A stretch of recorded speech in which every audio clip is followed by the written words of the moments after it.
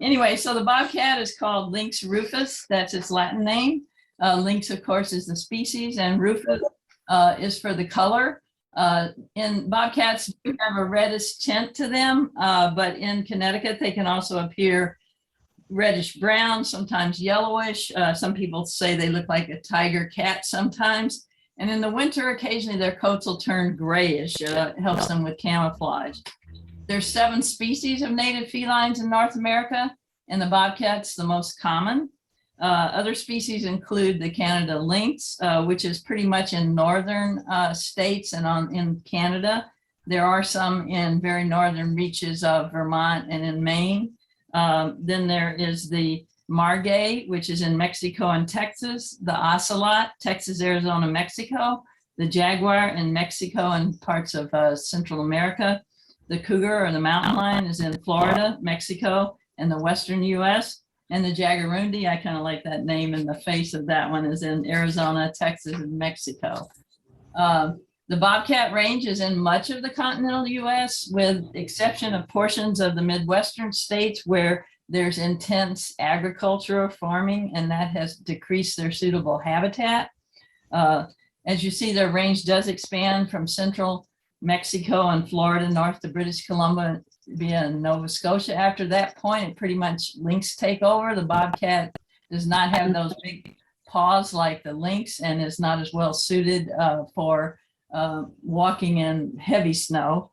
They're a species of least concern, which means they're not endangered or anything everywhere except in New Jersey and parts of Mexico where they're listed endangered. A recent population analysis found their numbers have been increasing throughout all areas, not just wild areas, but also urban areas. And as I said, they are in all of our states pretty much except for Delaware. And Florida has been reporting decreasing populations, and I'll tell you why that is pretty soon. There aren't many natural predators of the adult bobcat, except cougars and grizzly bears in the West and humans here. They do get hit by cars a lot, but young bobcat kittens will fall prey to owls, bald eagles, coyotes, black bear, boars. They can contract mange after eating poisoned animals when people use rat poisoning, and that weakens their blood system. So I would encourage all of you to not use poison for the mice. We've had a lot of mice this winter, and you know, I call it circle of life. Use those snap traps, take the mice and put them outside, and something will eat them pretty quickly. Right now, the US population of bobcats is estimated at about 3.5 million individuals. It's kind of hard to estimate any animal species, obviously, because they're moving around and everything. And unless you have them all collared or tagged, it's very hard to come up with an exact number. But they think that's pretty accurate right now. So this is an older chart, but as you can see, there were 26 bobcat sightings in Danbury between January 2019 and December 2019. Those numbers did rise, and I'll show them a little later, during COVID, because a lot of people were home during COVID and were looking out in their yards, you know, when they don't not normally do that. And so we've had a lot more sightings of all kinds of animals than any time before. So I think this is a good thing because it has raised people's awareness of animals and you know, made people more interested in animal populations. And some people, I think, had no idea that they had bobcats in their area. Although native to Connecticut, their history within the state, as I said, is not well documented because of their elusiveness. We did just finish a bobcat collaring project statewide, which I will tell you about later, and very interesting data we found. The heaviest concentrations of bobcats still occur in the northwestern part of the state.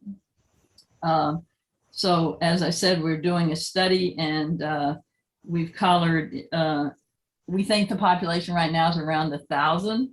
And after this collaring project, all the data is compiled, we'll have a better number.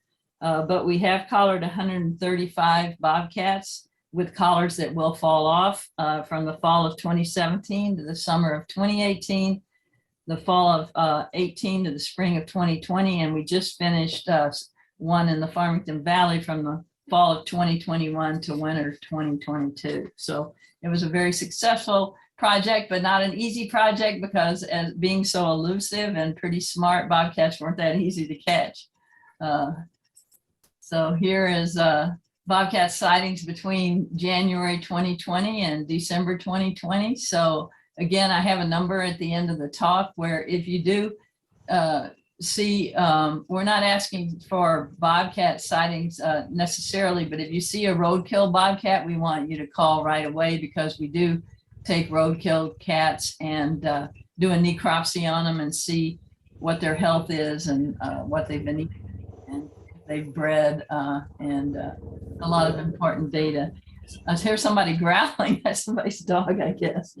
Anyway, again, there has been a large increase in sightings since COVID, and the Wildlife Division has been tracking public sightings of bobcats since the early 80s. Again, I'm sorry, I meant to say they would like you to report a sighting, and all you got to do is Google DEP and then Google bobcats, and there's just this little form you fill out and say, you know, I live in Danbury near the intersection of this street and that street, and I saw a bobcat at 8 o'clock, you know, and it was just walking across the road. So it's not for any reason. They're not going to come out and get that bobcat and get it out of there. It's just that helps. And sightings, like if you saw a bobcat, then it's likely your neighbor did too. So a lot of those sightings get magnified and they're only one individual, but the biologist can take those sightings and put them in with other data and use, you know, formulas to get an estimate of population. So, so this is a sad, here's some bobcat sightings here. As you see, you're kind of in the start of having a pretty good population, but certainly not in the heavy areas. The interesting thing, as you'll see, more of the purple and darker colors going down kind of the middle of the map, that's the Connecticut River Valley. And in the Connecticut River Valley, they have a lot of edge land, meaning there's some open space with marshes and knee-high grass, which is called edges, and the bobcats are very successful at hunting there. So they do go in forests and everything, but they really like to hunt in this edge area. So this is I have two charts to show you how much the roadkills have increased. Starting in 91, the dark green depicts how many sightings there were. So there were about just over 25, and there were luckily only about 10 roadkill at that time. Then moving on up to 2012, probably because people became more aware and started calling in, there were just under 250 sightings, but the roadkill had shot up to about 65. So now going to 2014 to 2020, which is the most current we have right now.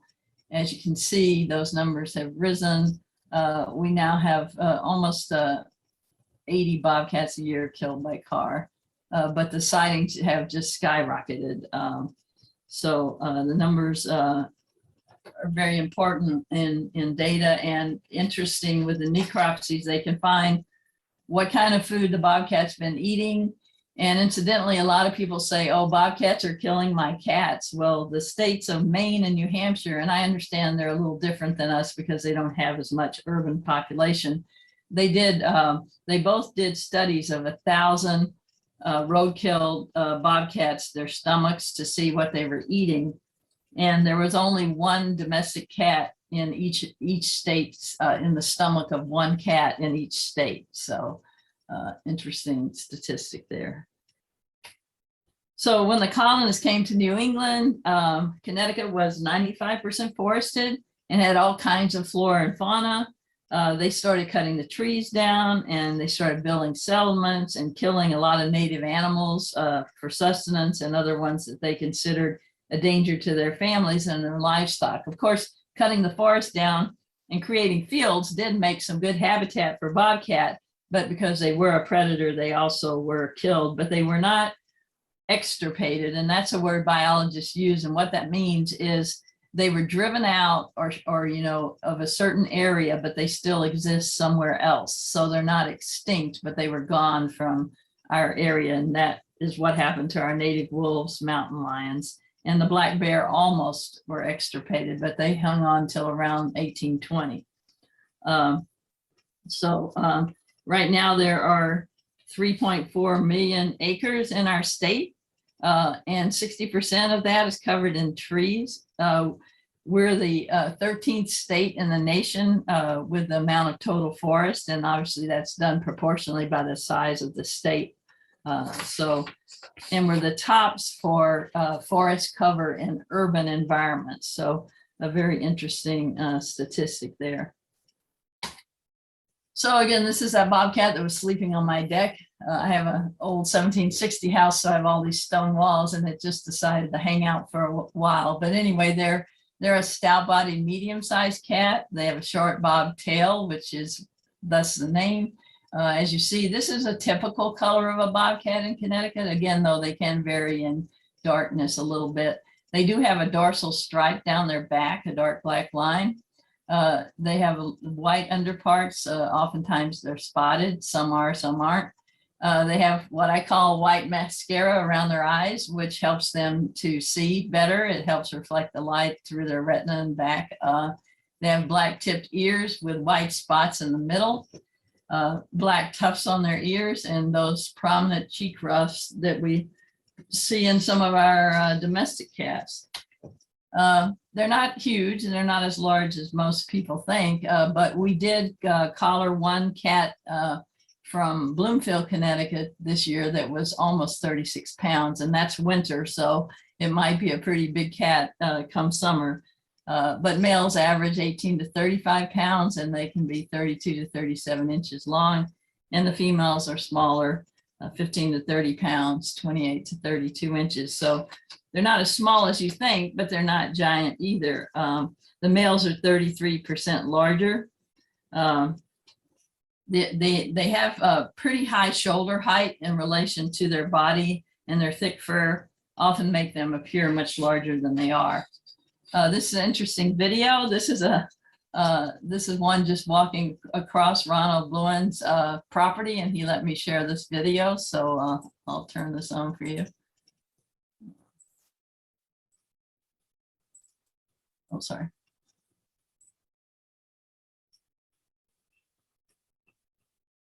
We're not too concerned about things. If there's a loud noise, they'll run, or if you walk out in your yard. And they twitch their tail a lot, even when they're laying in the grass stalking an animal, they twitch their tail. I'm sure if you have kitties, you've seen this behavior. Okay, and then I have one more. This is often what you'll see when they come around your yard. It's kind of going around the garden. They don't generally dig your garden up unless there was some critter underneath that they were trying to get. He'll come back out in a minute. He's coming right through there. So they walk a lot. They can run up to 30 miles an hour, but they're a stalking and jumping type of hunter, so they don't generally run things down that often. So, okay, and this is pretty interesting. They're usually 2 to 3 times the size of a house cat, and the average size of a male house cat is 10 pounds. So there you can see kind of a size comparison. The bobcat kind of looks unfazed, and the cat, it wants no part of it. So, okay, so there's the size comparison. Here's those cats I talked about. The left is that Adirondack cat, the right, the one from Wisconsin. Okay, a visual sense of the bobcat can be found in its names. Obviously, the common name refers to their short bob tail. And again, as I said, Lynx rufus refers to the reddish coloration of many bobcats. Again, some can be all brown with hardly any visible spots. Bobcats' coats are kind of like our fingerprints. They're all different, even though they have similarities. So again, the cheek ruffs are prominent and their pointed ears. During the late spring and summer, they might get a tawny brown and turn grayish in winter. Here's, a pretty good look at one. This was at a camera pole that DEP had set out when they were doing the collaring project. And this cat's just lounging there, very pretty. Again, though, they can all be different. Another cat might not have spots on the bottom, just be more white. The tail of a bobcat appears to be painted black on top and white on the bottom, and it can be up to 7 inches longer, so much longer than you think. Conversely, the tail of the lynx, which is not in Connecticut, is shorter, and it appears that somebody dipped it in an inkwell and it has black all around. This was another cat in my yard. So tail of the tails, there's the mountain lion, which we do not have a breeding population in Connecticut. And there's the lynx. You can see it's all black. Here's another good view of the bobcat with the tail up, so completely white on the underneath part. And there you can see the black on the top. And there it's typically curled like that. So again, you can see the different types of colorations you can get. This is a bobcat that ended up being collared. Notice the ears. We will talk about those. They're black on the top, white in the middle, and black on the bottom. And here they are. The ears on the bobcat, they do show a tuft of longer black hair. And the back of the ear, again, is black except for a large white patch in the center. The black and white marks on the back of their ears are actually called false eyes. False eyes are very common in nature, and they're on all kinds of animals. You can see them on butterflies. Among the cats, though, bobcats also share these false eyes with lynxes, tigers, leopards, snow leopards, pumas, and many others. For the bobcats, these eye spots serve a pretty interesting purpose. One is to frighten and intimidate other bobcats. If it's angry, it tends to flatten its ears against its face, and that will turn those eye spots forward so they become more visible. This creates the illusion that the bobcat is very large, alert, and aggressive. And I've seen them do that. It's pretty cool. Their eye spotted ears also turn outward and become very visible when they are eating or drinking. This kind of sends a message to any rivals who might want to, or scavengers who might want to take their food. I see you thinking about stealing my food and don't even think about it. When seen from behind, these eye spots can trick larger predators like bears and wolves, thinking that they've been spotted, thinking that those are eyes looking at them. They may mistake the bobcat for a larger alert animal that's looking right at them and then go away. These ears also is very important for protecting kittens when they first start hunting alone. It is also thought that these white markings are on the ears. It makes it easier for the kits to follow her mother in the underbrush because she can see those white ear markings. So there you see a very clear picture of the white on the ears. So these cats rely on sight and sound for hunting. Their eyesight is 8 times greater than a human's. Their pupils will close to very thin vertical slits during the day to reduce bright sunlight. And they do open wide, covering most of their eyeball to let in the maximum amount of light. They're protected vertically with eyelids and horizontally with a thin covering called a nictitating membrane. And a lot of animals, beaver, bald eagles have this. It's this opaque covering that goes over their eyes and helps keep debris and everything out.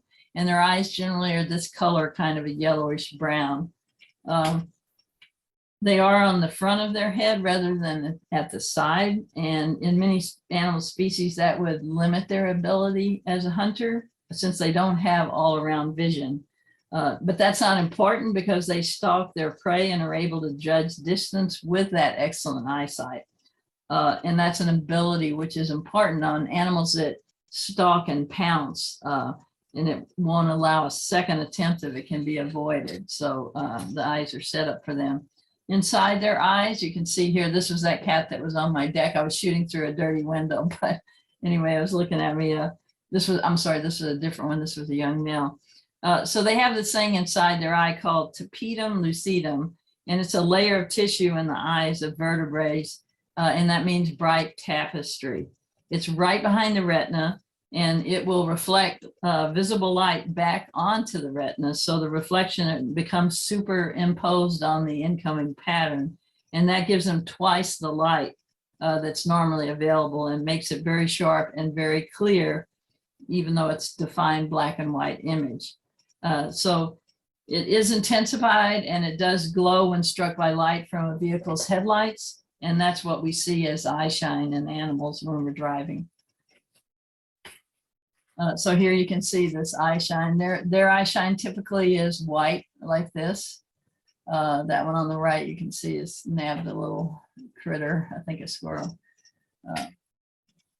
I was coming out of my house. I generally have a camera with me all the time, but now since we have cell phones, we can take photos, but not long distance. And this time I didn't, and I live kind of in the woods, and I saw a bobcat crossing the street, and I ran in, got my camera, and just hid behind a tree and kept taking photos, and was happy to get this photo because it really shows you how proportionally large their eyes are to their head or their skull. And that's true in animals that have very good eyesight. That's true with eagles as well. Their eyes in proportion to their head are very large. So this is a young man out west who has been trying to get bobcats in Yellowstone for years. He's only 18 and he's a remarkable photographer. And I'm very grateful that he has let me use these photos. As you can see, these are Western bobcats, not a lot different. They're a little smaller than ours. But certainly those eyes are really captivating. There's the one sleeping on my deck. So I always like to throw in a lot of literature when I give a talk to library folks. And Ernest Thompson Seton was a very famous naturalist, and naturalists back in those days were hunters as well. But they also were great observers of animal behavior. And animal behavior has only changed in as much as our habitat has changed. So a lot of the similarities that they talk about in what these animals will do still hold true today. And this is a very good book to read about his observations on animals. This I found really fascinating.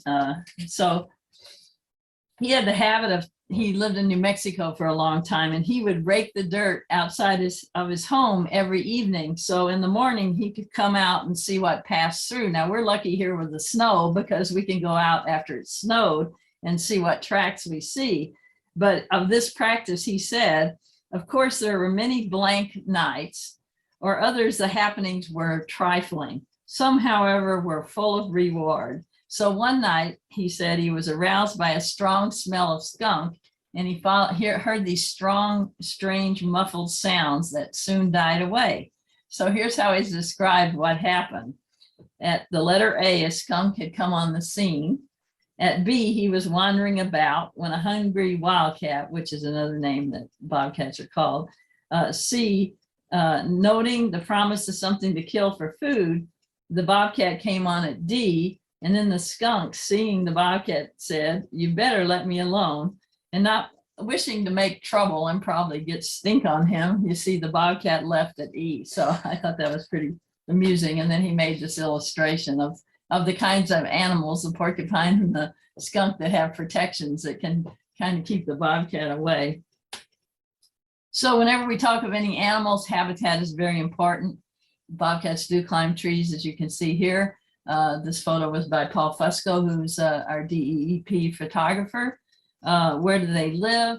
Their habitats vary, and we're finding out that they're can also be more urban than we thought. They vary from forests to mountainous areas. They like wooded habitats that provide cover, that allow them to hunt by stalking or ambush. But they do prefer habitat that has young hardwood trees with rocky ledges and wetlands, which you know we have a lot of both of those here in Connecticut. The wetlands provide good prey along with edge for cover for these bobcats. They do mark their territories quite a bit with urine, feces, gland secretions, and scrapes on trees. Almost every animal does this. Lately, as I said, there's been an uptick in urban population, particularly in Connecticut, Dallas, Los Angeles, a lot of big cities. Though their numbers seem steady, like many other of our species, They are threatened by fragmentation of habitat. It's predicted that in 30 years, our forest cover is going to be reduced by half because of development. So land clearing, farmers hunting for pelts and culling the bobcat population because they think they're a threat to their livestock.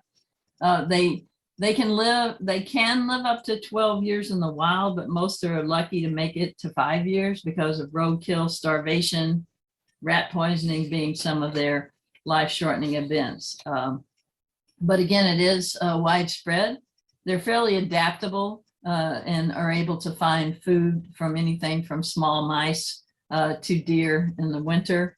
The first year survival rate of their kits, though, is only 50%. So here is a bobcat that has mange. This bobcat was poisoned by rat poison, and so it took its blood defenses away. So a lot of animals are suffering. We're losing a lot of birds of prey, a lot of bald eagles from eating mice and other things that have been poisoned. So there is secondhand poisoning with those poisons, no matter what people tell you. So they're even hunting. This is in my hometown in Plano. My friend took this in Texas, and this bobcat, she said, was determined to get this squirrel. It did get the squirrel, and there it sat down after it ate. So thick understory is important habitat for bobcats. So this is that knee-high or higher, bunch of just stuff that we wouldn't want to walk through right now because of a lot of ticks, brushy vegetation. They prefer to be only a leap away from cover, though. So they'll hunt along shrubby areas, but they like to be close to cover. And so you'll see them often in woodlands, field borders, rocky ledges, ravines.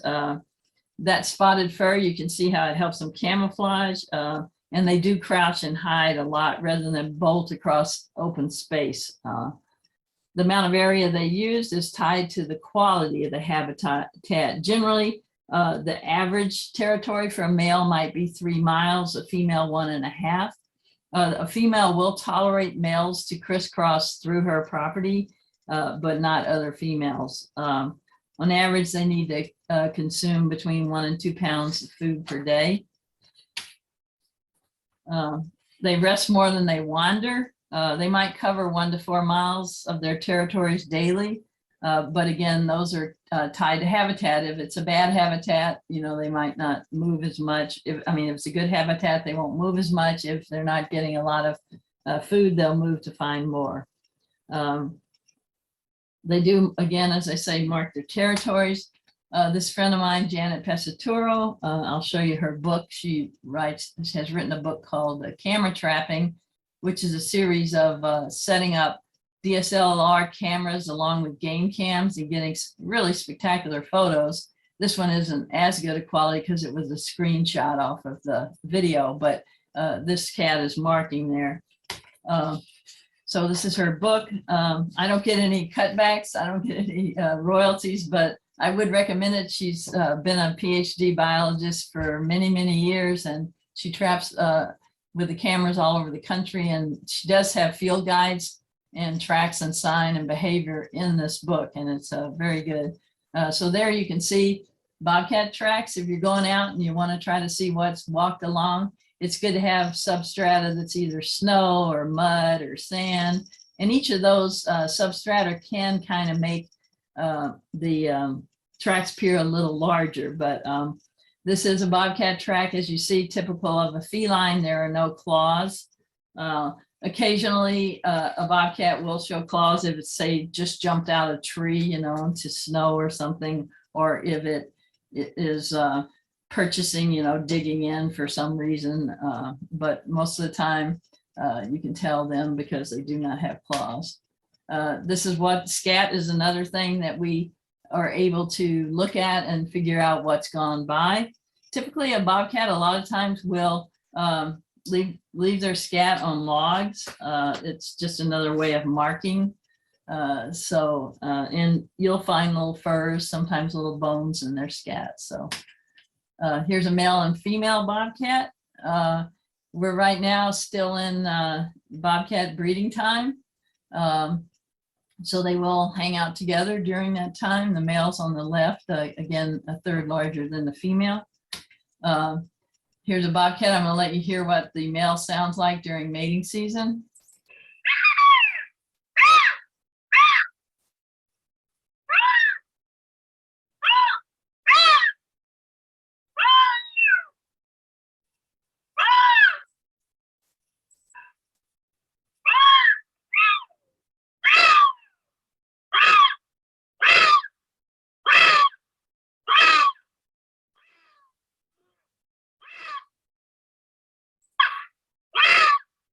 Not getting an answer, but you can see very vocal. Okay, I'm going from this film, Catherine, so tell me if my slide, just say it if my slide goes forward. So you see that next slide of the little cave? Yes. Okay, all right. So their dens often are located in caves, rock crevices, hollow logs and trees, sometimes even abandoned beaver lodges. They will, when the female's going to have her kits, she'll line the den with leaves, moss, or grass, and then she'll form that into a shallow depression, like kind of a little nest hole. They might use the same den for several years in a row, then they might not. It all depends on what's around the area, if there's anything they perceive as a danger. These cliffs also are very important for them for shelter. Oftentimes they'll go along and then just rest for a while in these kind of area. She will have several den sites when she's rearing her kittens, and she'll move them constantly to keep them safe from predators. They also will rest in hollow trees. So the breeding is February into March, and the kittens will be born in April, as are most wild animals. They're pretty cute. I can tell you when holding a bear cub, everybody says, don't they scratch? Well, no, they just want to be warm, because imagine they've been under that big bear rug for a few months. So they'll cuddle up to the biologist and try to get in their coats. But these little bobcat kittens, man, they've got their claws out the minute you pick them up and making little tiny growly noises. So, but they're pretty cute. So there you can see she'll have 1 to 4 kittens. They're very small, 10 to 21 ounces. They're blind and their eyes remain closed for 11 days. They will nurse for about 60. And at 4 weeks, they'll take some solid food that the female will provide, but they'll also still be nursing. And they'll leave her territory. So just about last month, probably most of them were leaving the territory of the female before she gives birth to another litter, because obviously she doesn't want them around the male. Here she is nursing, kind of very cat-like. And there's some little kits. You can see this one, they were in we have a lot of what we call slash piles, or obviously, you know, we have a lot of down trees. So there's a lot of dead, long trees that get hollows in them. And a lot of times different animals will take up their homes there. This female decided to move hers into this shed, but the owners weren't too happy about it. So they made some noise and she decided to move them. So you can see a little bobcat there, and that is a collared bobcat. And we will talk about that. As I say, those collars will drop off. There's a female with a youngster, probably 4 months, 5 months old, probably 5 or 6. So here's a Western, you know, out west. So they're a little different. They're in a log though. At 3 months old, again, they will travel with their mother. And at 6 months, they might travel alone, but they always stay close to the den and to the mother. And again, they'll leave right before she starts mating season. So this little cat might have gotten a little smell there, probably learned a lesson. There's some more. These are some Western ones. You can see they're awake and the mom is sleeping down there to the left. So as I said, they can live up to 12 years. There has been one that lived up to 30 years in captivity, but typically speaking, 5 to 7 years is their max. So they may meet a rare fate in Louisiana or Florida. Not that often, but it could happen. They do swim and they do go in water to get things like frogs and stuff. But there is one thing that's reducing the bobcat population in Florida, and that's the release of thousands of Burmese pythons and the destruction of a python breeding facility during Hurricane Andrew unleashed thousands of them. And they think it may have grown to over 100,000, and they are just all over the Everglades. And they have culled the number of bobcats in the Everglades.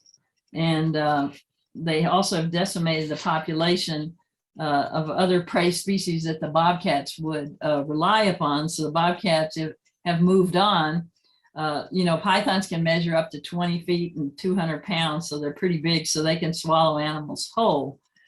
So around 2012, which was the last time they really kept numbers, the pythons had reduced the bobcat population by 87% in Florida, in the Everglades. But again, a lot of the bobcats just moved on because there was too much competition for prey species. So the bobcats are one of Connecticut's truest carnivores. Their teeth are highly adapted for killing prey and shearing meat. As you can see, those canines. Their food generally in Connecticut includes medium-sized prey such as rabbits and squirrels. They're almost exclusively carnivores, though sometimes grass will be found in their stomachs because figure they're eating something in a grassy area, so some of the grass gets in. They have no dental adaptations for grinding fibrous foods. As you see, those molars are all sharp for shearing. Their canines are spaced to fit between the prey animal's vertebrae, and they have very strong nerves in their teeth that allows them to figure out the right spot to bite. Their jaws are very short, and that gives them much more power in their bite. They are a generalist. They will eat almost any type of meat. They do use sight and sound to hunt their prey, and they catch it by stalking and ambushing. So here you can see, again, you can see the eye holes there are very large to the size of their head, and that's true of animals with good eyesight. They have 28 teeth, and as I said, those are all pretty sharp. This was that cat that was on my deck, and it was yawning, not growling, but I put this picture in here because it pretty well gives you a pretty good view of those canines. So I'm going to play a few sounds here for you of a bobcat. And a kitty cat like. They do have pretty good growls.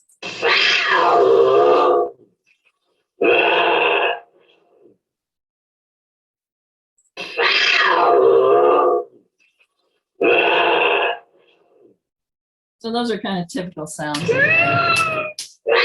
Sorry, okay. Okay, did that advance, Catherine? Catherine, did that advance? Yes, it did. Okay, all right, sorry. No, it's fine. Sometimes the multimedia messes the slides up. I don't even know why. So the bobcat, I like this, is called the Spitfire of the animal kingdom. So they're pretty ferocious for being pretty small. Are they going to run after your cats and dogs? Highly unlikely. They are pretty skittish. If you just step out on your deck, they'll generally run away. On the average, their prey is at 1.5 to 12.5 pounds, but not restricted to that. They will take down deer, but mostly in the winter when the deer are half starved or weak, sometimes older. Generally, they'll leap on them from above, say from a cliff or a tree. They'll also eat deer, dead deer carrion that are left by hunters or that are there starving in the winter. In the spring, they have been known to prey upon fawns, which other animals do sometimes because, the mother does leave the fawn in the grass or in the thicket somewhere while she goes to feed herself. She's never very far away, but sometimes it makes them very vulnerable. Historically, rabbits were their favorite prey. But the New England cottontail, which is one of two rabbits we have, the eastern and the New England cottontail, is in threatened species right now. And one of the reasons we're doing some logging on some state property is to try to create what we call early successional habitat, which are these little fields with brushes and tall grasses, and those places those rabbits and other species like woodcock need to survive. So in hunting, the bobcat will wait for prey to pass by. and they can leap from a sitting position and pounce up to 12 feet. I say long jumpers, move over. I'm sure you've seen your cat that will wait for prey. It might take 15 minutes for the cat to move 3 feet of the ground, but when it strikes with a rush and a pounce. Pretty impressive. Again, they can run up to 30 miles per hour, but they don't often do it. So here's one with a little squirrel. I see these things. I had a young bobcat on my security camera that was just learning to hunt, and it was in the winter, and it was going after a squirrel, and took 5 days. In 5 days, the bobcat and the squirrel rolled over and over and over, and the squirrel got away. And then on the 6th day, the little bobcat managed to catch a squirrel. I don't know if it's the same squirrel, but it took a while to learn how to do it. So just a few more. That's a Western bobcat. So they do swim. They don't prefer it, but they can swim. If they say live in an area like the Connecticut River Valley where, say there's not a lot of prey, they might go across a waterway to find more food to eat. I guess some of you tried to wash your cats, wonder, oh, my cat doesn't want to go anywhere near the water. But anyway, here's one, a young bobcat that was going around the Connecticut River and swimming some to get some prey. They'll also take turkey. As you see here, this is a pretty young bobcat, and this might be an incidence where you would see their claws. You can see they've got their feet, his feet really spread out there trying to get some purchase to drag this pretty large turkey. So again, some more prey. They will cache their food, which always cracks me up because, a lot of these predators will hide their food under leaves and stuff, but then something else comes over and eats it. So if they walk away.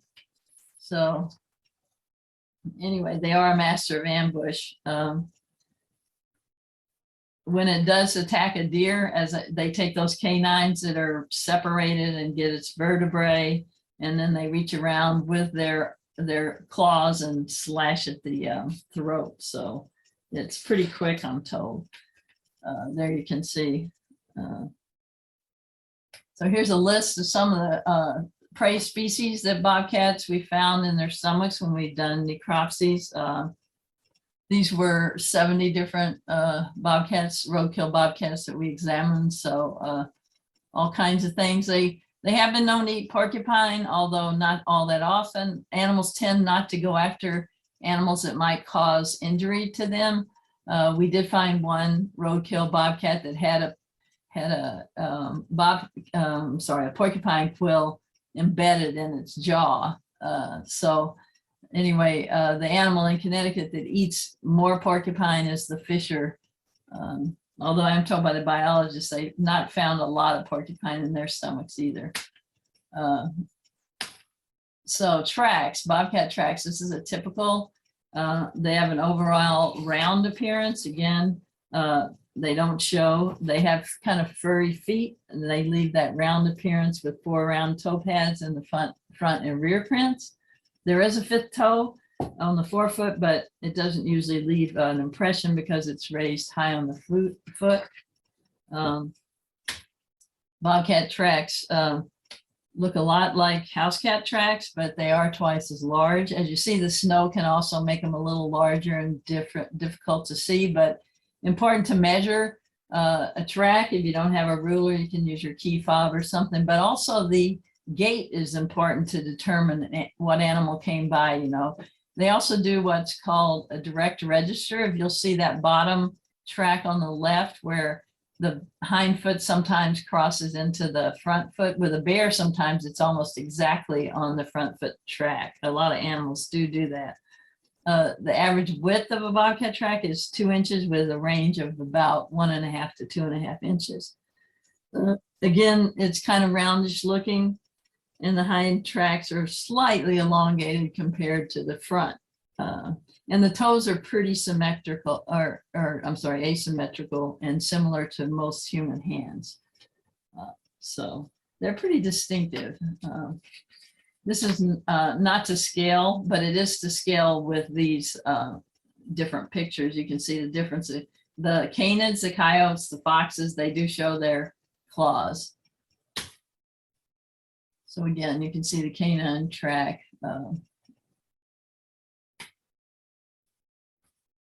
And here in the mud. So a little different look when they're in the mud. So, and there's a coyote in the mud. Clearly you see the claws. Now a coyote does have the, they will walk on their toes sometimes to try to be quieter.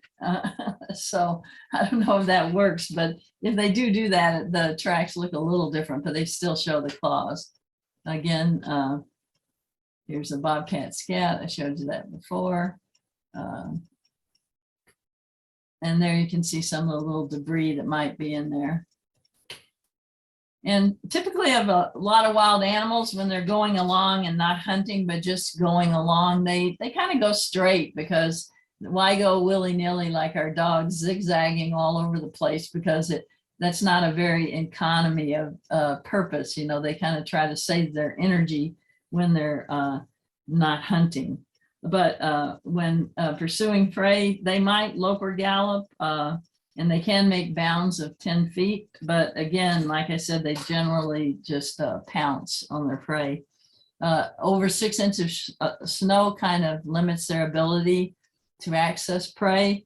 So that's why the lynx dominates more in the northern areas. So here's the difference in the lynx. As you can see, look at those feet of the lynx. They do flourish in cold weather, live at higher elevations. They have large paws that help them pursue their favorite prey, which are snowshoe hare. The bobcat, though, is very much more aggressive than the lynx, even though it's smaller. So here's a lynx. Just look at those feet. That's they're unbelievable. I've seen one lynx in my life, and then look at the bobcat in the snow, a little different. So there's a pretty shot. So here, this is not to scale really, but it shows you that the lynx has the kind of high hips, and which helps them in those big legs and big paws. So a little different markings. They're usually more gray and grizzled grayish brown than the bobcat. And they have longer ear tufts. So there you can see all the identifying factors of the bobcat. Here was a trail camera in Lee, Mass. It shows a bobcat, but that was reported as a mountain lion. And now that you guys have listened to my bobcat talk, you can see the distinct characteristics of the bobcat with those ears and that tail. So here's a little bobcat that jumped over my bench on my deck after a squirrel didn't get it and then decided to leave. So what are fur bearers? They're mammals that are traditionally sought for their fur. And the fur was used not only for pelts and for coats and other reasons, also used for food, leather, perfume, and oil.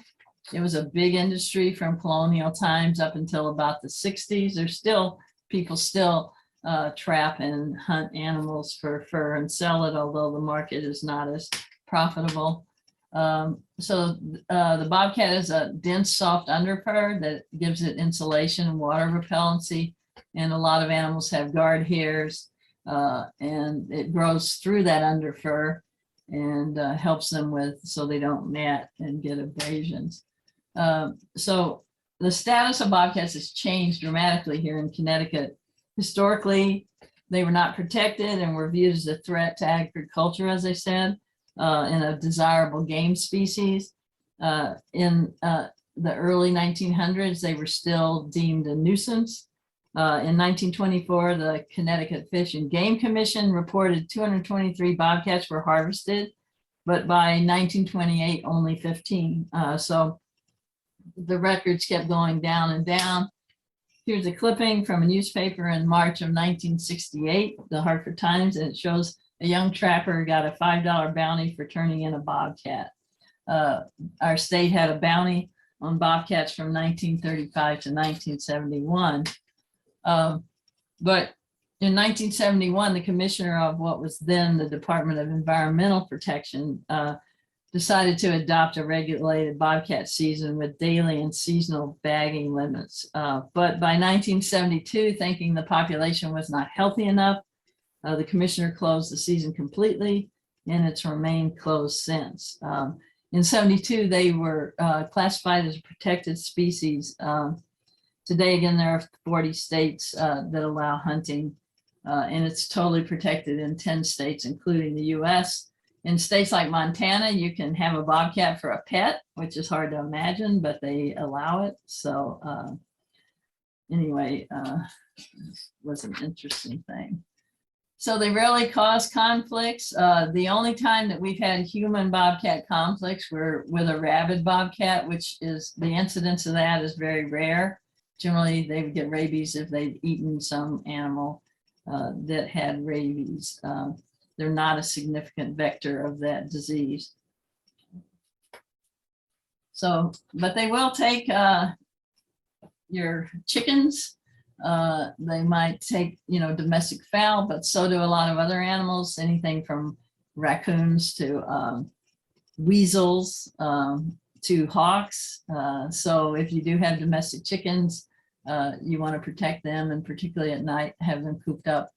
And even fox take chickens, and bear have been known to take chickens, but they're blamed a lot more for taking chickens than they do.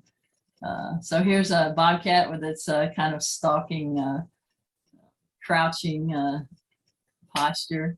So now we'll talk a little bit about the Bobcat project. Our wildlife biologists in our fur bearer division, again, I told you fur bearers are animals with fur. They have spent since 2017 trapping and fitting bobcats with GPS collars, and that helps them track their movements. And by doing this, they can get information about home range size, death rates, breeding, survival of young. It also helps us define their habitat within neighborhoods and different housing densities. So it's been a very important study. And again, they topped out at 130 collared bobcats. That number I need to update, but because they just finished, so they got a few more. So that's Jason Hawley. He's getting his PhD with this project. He's been a wildlife biologist with DEEP for quite a while, very good at what he does. Here he is with a bobcat. So they were very happy to have finalized the project, and now he'll be working on a lot of data. So when the bobcats are trapped, they'll be tranquilized, taken back to the lab, and they'll be processed, and that includes anything from measuring everything they have, from their ears to the tail to their claws to their teeth. They weigh them, they put a little tag in their ear, and then they get a collar, and again the collar will drop off.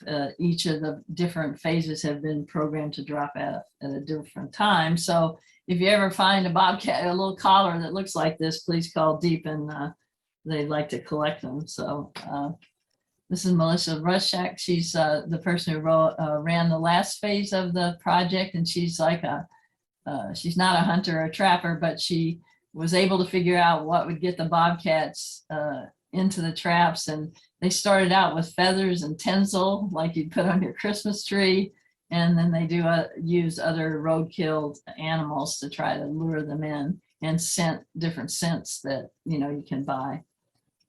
So here's one that was trapped. And I can tell you the biologists are very careful and handle these animals very carefully and stay with them until they're completely recovered and are able to go back out. So the research, UConn and DEEP combined for this project. They also did some camera trapping, and they set up cameras in 42 different towns across the state. And we found now that we have bobcats in every town. Obviously, we don't have that many towns. But the interesting thing, one thing that was interesting to me, is that the bobcat was detected in neighborhoods with 1,000 buildings per 247.1 acres, or 0.386 miles. So, pretty good population there. They did work with landowners, trappers.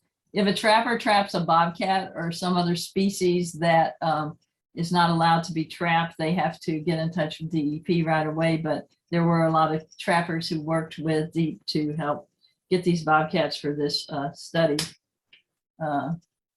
So one thing we've learned is they don't stay in one place for very long. They tend to move their home ranges a lot. Here's the collars, and here they are processing this little bobcat. That was a young one that would have been let go if they're too old, too young, or not well. They do not collar them. So here's some of the things they do while they're processing them. Putting the collar on. Measuring the head, obviously that's a young one, so that one will be let go. That's another young one.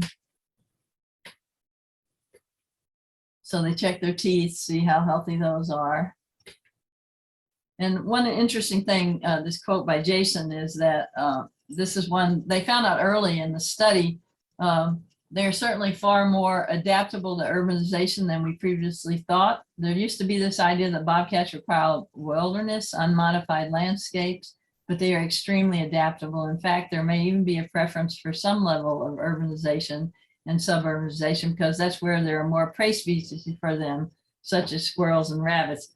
And think about that. Think about, you know, your garbage, your big garbage, not cans, but those big dumpster things. And, you know, all kinds of prey species hang out there. So obviously pretty good hunting for those bobcats there. So here's a bobcat was just released in a junkyard in Hartford, and you can see it was happy to be going. So again, unexpectedly, we found them not only in the rural area, but in pretty dense housing and areas.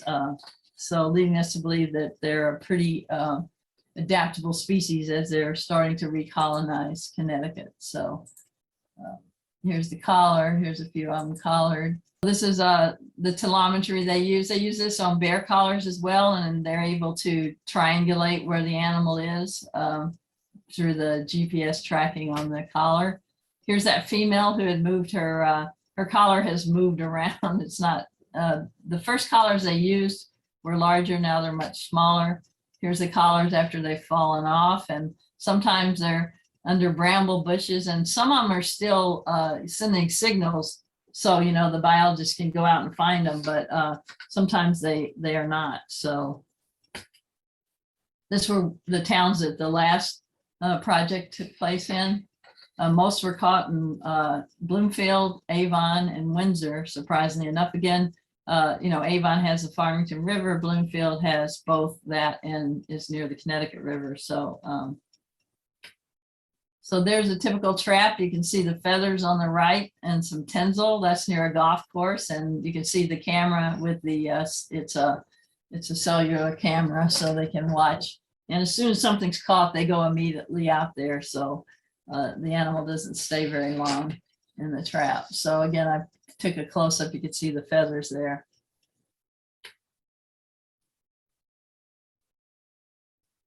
So again, here they cover the trap. They learned they had to put a lot of grasses and stuff over the trap because you know, the bobcats were pretty sly. That's Jason and Melissa. So they're also seeking to learn how rivers, topography, and urban development will affect the bobcat movement. So some of the questions they're asking themselves are, do landscape features funnel the most solitary cats through backyards and urban parks?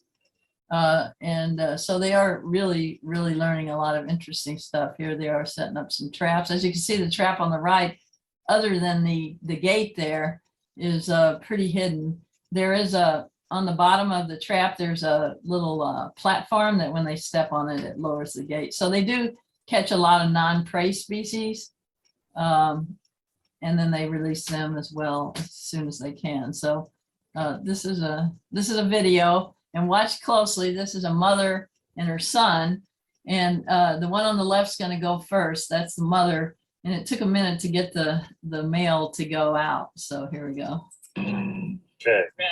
Ready? And when you're ready, I'm ready. go.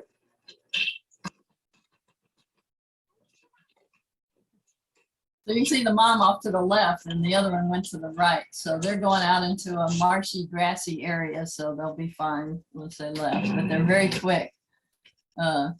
Here's a bobcat just in a guy's yard. That's a younger one. They're kind of curious, like your kitties. They just kind of look around, see what they can find. See how they constantly twitch that tail, even when they're lying down trying to ambush. Which again, to me, seems counterintuitive, but I guess it works for them. You see, this one doesn't have as many spots. So again, they're all like fingerprints. They can be different. So I wanted to show you some of the locations. So this is what data they get from those collars. And this is a Hartford female that just goes all over Hartford. I know y'all are in Danbury and not so familiar with Hartford, but this is going across 91 over into the dump area, back over near West Hartford, just all over Hartford area. So just give them data about, you know, this female, she's just kind of crossing all over the place. So here's a male and female home ranges. The female is that mauve color and the male is the blue. This is in Stratford area. And, you know, they're never far from some kind of water because there's always some prey and stuff there. And here's another range. And then, so pretty interesting. And the trail cameras were set up, and here's where we had the most activity. That map I didn't get with anything on it for whatever reason. The cats are very curious, so they'll come up to the poles and they'll scent mark the poles. The one on the right you can see has a lot of gray, you know, grayish, as I told you. So we set these trail cameras out in 28 towns across a different housing gradient, and we captured more photos than we expected.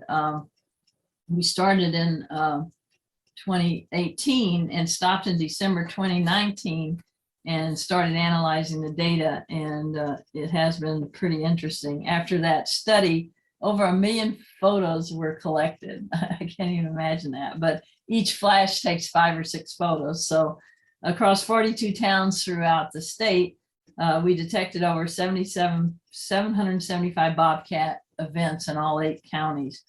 Again, as I said, they were detected in neighborhoods that had nearly 1,000 buildings, so just under a square mile, so pretty amazing. Here you see this one's putting its scent on that pole. Here's a young with 2 kits. This one's kind of tragic, but she ended up losing a kit that night. But so here's a number if you find a roadkill bobcat. Please call 860-424-3011. And they say don't report sightings of live bobcats at this number. There's a different number, which is their general number. I'm sorry, I meant to put that up there because they do want both. But if you do see a roadkill bobcat, do call. If it's in the road like this and you're not too squeamish, if you can pull it into the brush a little, that would be good.